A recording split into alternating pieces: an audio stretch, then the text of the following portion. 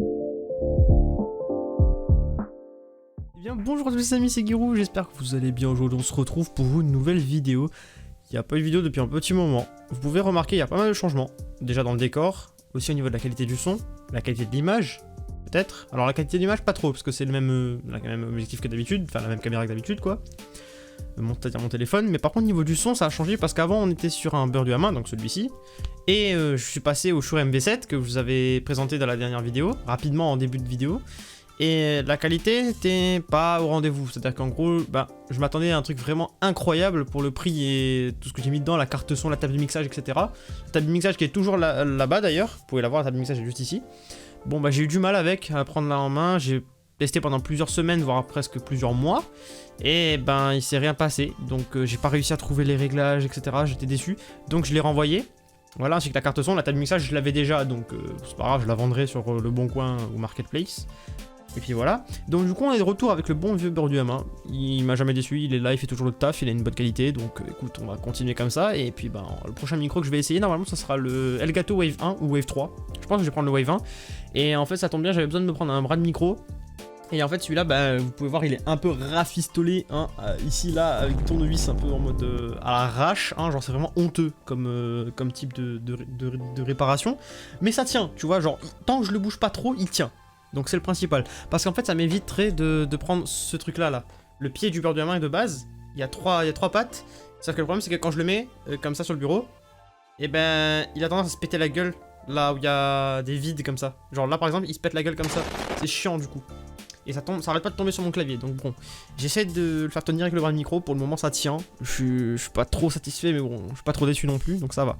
Bref, je vais pas épiloguer là-dessus, vous allez voir du changement, je vais peut-être faire un petit unboxing quand j'aurai reçu le bras de micro, donc je vais prendre un Elgato Wave Arm du coup, parce que forcément c'est celui qui va avec le Elgato Wave 1, le micro, et en plus ça il est ultra, comment dire ça, il est réputé pour sa qualité, c'est-à-dire qu'il est ultra robuste apparemment, il grince pas avec le temps, il vieillit bien, genre ça va, il devient pas tout dur, tout bizarre, et il fait pas de bruit bizarre aussi, et surtout il y a un petit passe-câble en haut comme ça qui permet de camoufler le câble pour pas que ça soit trop voyant. Bref, c'est pas le sujet de cette vidéo. Aujourd'hui on est là pour vous apprendre comment faire, ou plutôt pour vous montrer comment faire pour désinstaller et réinstaller vos pilotes graphiques de la meilleure façon possible. Parce que je vois beaucoup de personnes qui me demandent sur Discord, et d'autres personnes qui cherchent aussi, voilà, qui me connaissent pas forcément, et qui sont dans la recherche de comment faire pour retirer ces pilotes graphiques. Parce qu'en fait, récemment, je sais pas si vous avez remarqué, vous avez forcément remarqué parce que j'ai fait une vidéo pour ça juste avant, donc voilà. La dernière vidéo, je vous présentais, je vous unboxais et j'installais cette petite carte graphique qui est là, voilà, donc elle est dans mon PC actuellement, c'est une 2070 Armor de chez MSI, voilà. Et avant j'avais une 1760, celle qui est juste là, dans la boîte, et donc du coup, forcément j'ai changé pour des raisons évidentes de qualité, parce que forcément, enregistrer et jouer en même temps avec 6 Go de RAM et une 1660, du coup, ça commence à devenir vraiment très limite. Même si ça reste une super carte pour jouer uniquement pour du gaming, c'est largement suffisant, il n'y a pas besoin de beaucoup plus. Mais par contre, pour enregistrer, jouer et streamer, c'est trop, c'est pas assez justement. Donc du coup, voilà. Avec ça, j'ai changé mon ventirad pour en mettre un petit peu plus costaud, parce que le processeur, j'ai remarqué qu'il chauffait un peu plus, vu que la carte graphique, du coup, elle bridait plus le processeur. Voilà. Parce que oui, j'ai remarqué, en changeant ma carte graphique, que celle-ci, elle bridait un tout petit peu mon processeur. Donc en gros, mon processeur était jamais à fond. Voilà. Donc voilà, maintenant mon processeur il exprime toutes ses capacités, le petit i5 qui crache ses poumons, j'ai envie de te dire, hein. Voilà, donc je lui ai mis un gros ventirad histoire qu'il soit bien refroidi, et puis voilà. Bref, prochainement je vais recevoir du nouveau matériel, je vais commencer à upgrade mon PC petit à petit comme je l'ai fait dans la dernière vidéo, et normalement la qualité ne devrait faire qu'augmenter. Bref, on n'est pas là pour ça, alors, commençons tout de suite. Je vais vous expliquer dans un premier temps pourquoi il faut retirer ces pilotes graphiques avant de changer de carte graphique, parce que du coup oui, le but de la vidéo c'est ça en fait, c'est déjà de savoir pourquoi en fait. Alors, quand vous changez de carte graphique, vous êtes d'accord, déjà quand vous installez une carte graphique tout court, votre PC est neuf, ok? Vous installez votre carte graphique, par exemple ma 1660 qui est derrière, et du coup vous n'avez pas les pilotes graphiques Nvidia, vous installez Nvidia GeForce Experience, Nvidia Control Panel, et Nvidia, bref, tous les pilotes Nvidia qu'il faut pour que le PC fonctionne bien, voilà. Donc du coup, une fois que tout ça s'est installé, c'est super. Et donc du coup, vous vous retrouvez comme moi, par exemple, avec une carte graphique qui commence à être limitée, ou une vieille carte graphique que vous aviez avant, et vous avez décidé de changer, vous avez le budget pour changer, et donc du coup, vous prenez une bête comme ça. Voilà. Donc du coup, en fait, vous ne pouvez pas, enfin théoriquement vous pouvez, mais il va y avoir des gros soucis avec votre PC. Vous pouvez pas changer la carte graphique, genre enlever l'ancienne et mettre la nouvelle, et puis c'est parti, on redémarre le PC et c'est fini. Non, ça c'est un peu plus compliqué que ça. Vous pouvez faire ça, mais vous allez avoir des gros soucis, et c'est pas bon du tout pour votre PC, ni pour vous d'ailleurs, parce que forcément la qualité va prendre cher, voilà. Et votre PC aussi. Donc du coup, je vais vous expliquer comment faire pour que tout soit fait proprement.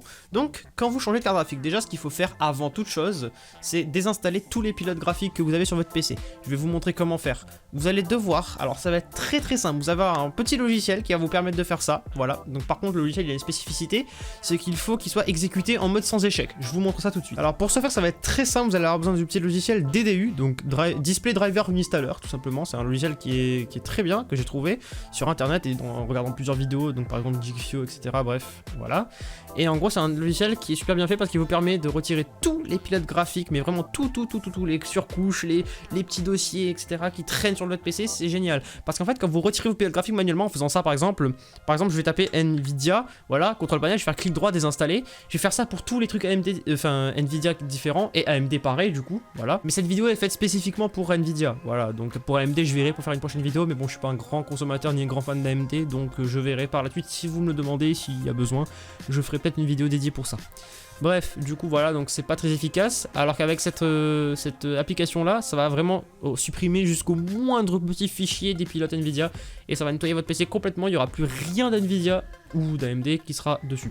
Donc pour ce faire, vous allez l'installer. Pour l'installer, vous allez défiler la page jusqu'en bas, vous allez avoir les liens de download, donc vous choisissez n'importe lequel, moi je prends le premier parce que voilà. Va falloir patienter un petit peu parce que la page elle est un petit peu lente, voilà, donc ça va vous télécharger un dossier .zip, vous allez l'ouvrir, ça va vous donner une page comme celle-ci.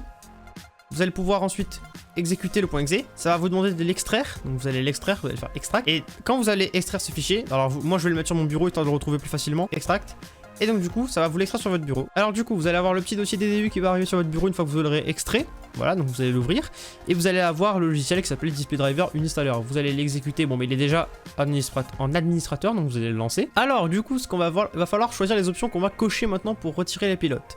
Donc nous ce qui nous intéresse c'est Nvidia, donc vous allez devoir tout cocher sauf Physics, parce que Physics franchement on n'a pas besoin de le supprimer, c'est important, c'est vraiment vital au PC, donc du coup ce serait chiant de le retirer parce qu'en fait bref ça crée beaucoup trop de problèmes, donc on va le laisser, on va juste enlever tout le reste, tout ce qui est pilote, etc., driver, application, surcouche, bref voilà, on va enlever tout ça. Une fois que tout ça a été coché, vous allez pouvoir cliquer sur empêcher les téléchargements des pilotes par Windows Update, parce que du coup quand vous allez redémarrer votre PC avec la nouvelle carte ou bien avec l'ancienne carte, ça va réinstaller automatiquement les pilotes via le Windows Update, et vous voulez pas ça, vous voulez mettre les pilotes vous-même, c'est-à-dire les pilotes de la nouvelle carte que vous allez choisir. Donc vous cochez ça, vous faites fermer. Voilà, et là il vous dit que vous n'êtes pas en mode sans échec. Il a détecté que Windows n'est pas en mode sans échec. Donc du coup, pour pouvoir faire tout ça, il vous recommande, et d'ailleurs il faut aller en mode sans échec. Donc pour ça c'est très simple, je vais vous montrer comment faire. Vous allez aller dans votre menu démarrer, vous allez taper MSC config, donc là ça va être écrit configuration du système, vous cliquez dessus. Ensuite, une fois que vous êtes dans la configuration du système, vous allez aller dans le menu démarrer. Hop là, vous allez Windows 11, et vous cliquez sur démarrage sécurisé. Voilà, vous ne touchez pas ce qu'il y a en dessous, vous cliquez juste sur démarrage sécurisé. Vous appliquez, vous faites OK. Il va vous demander de redémarrer, etc. Vous ne faites rien. Voilà. Donc moi je vais pas le faire, parce que du coup c'est un peu chiant. Voilà, donc du coup Windows va démarrer en mode sans échec.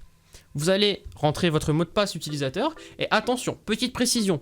Il y a certaines personnes, certains PC, moi ça me l'a pas fait, mais certains PC où ça demande le mot de passe Windows, mais pas Windows, votre session, le mot de passe Microsoft, de votre compte Microsoft. Donc les personnes qui n'ont pas leur compte Microsoft ou qui n'ont pas accès à leur compte Microsoft, qui ont perdu leur mot de passe, ne faites pas ça, vous ne pourrez plus jamais rouvrir votre PC, à part en réinitialisant le PC. Et ça serait dommage pour vous. Donc du coup, munissez-vous bien de votre mot de passe Microsoft avant de faire cette opération. Mais bon, normalement, il n'y a pas de problème. Voilà, donc moi j'ai rentré le mot de passe de ma session. Ensuite, vous allez revenir sur Windows, normalement, il n'y a aucun souci. Il n'y aura juste pas de fond d'écran, je crois, parce que c'est le mode sans échec. Il n'y aura pas quelques petites applications qui auront disparu, mais rien de méchant. Ça va revenir juste après. Donc maintenant que vous êtes en mode sans échec, vous allez réexécuter DDU. Donc vous le lancez. Ça va rouvrir la fenêtre et normalement ça va être écrit nettoyer et redémarrer, fortement recommandé. Vous cliquez dessus, ça va se faire tout seul. Ça va redémarrer. Et une fois que ce sera redémarré, vos pilotes graphiques ne seront plus là, ils auront tous été effacés. Et à partir de ce moment, vous allez pouvoir tranquillement éteindre votre PC, le débrancher, changer votre carte graphique, mettre la nouvelle, et puis voilà. Donc maintenant on n'a plus besoin de ce logiciel là, puisque normalement les pilotes ont été enlevés, si vous avez suivi les étapes jusqu'ici. Vous avez changé votre carte graphique et vous êtes revenu, et maintenant vous vous dites mais oui mais maintenant mon affichage je peux pas le régler, il est bizarre, il est pas beau, ma carte graphique elle est pas reconnue sur mon ordinateur, pourquoi? Et tout simplement parce qu'il faut réinstaller les pilotes graphiques, et je vais vous montrer comment faire, c'est très simple. Pour Nvidia, vous allez taper pilote graphique Nvidia, tout simplement sur Google, ou sur n'importe quel moteur de recherche, vous allez prendre le www.nvidia.fr, c'est écrit pilote officiel Nvidia, vous cliquez dessus, et ensuite vous allez avoir une petite page qui va vous demander, enfin qui va vous proposer les différents modèles et les différents produits qui existent chez AMD. Donc moi j'ai choisi par exemple la série GeForce, moi j'ai une 20 série, donc une 2000, donc je choisis la RTX 2070, je suis sur Windows 11 moi, et là c'est très important, il faut choisir le GRD, le Game Ready Driver. Voilà, c'est très important. Le Studio Driver, on s'en fiche complètement, on n'en a rien à péter, vraiment.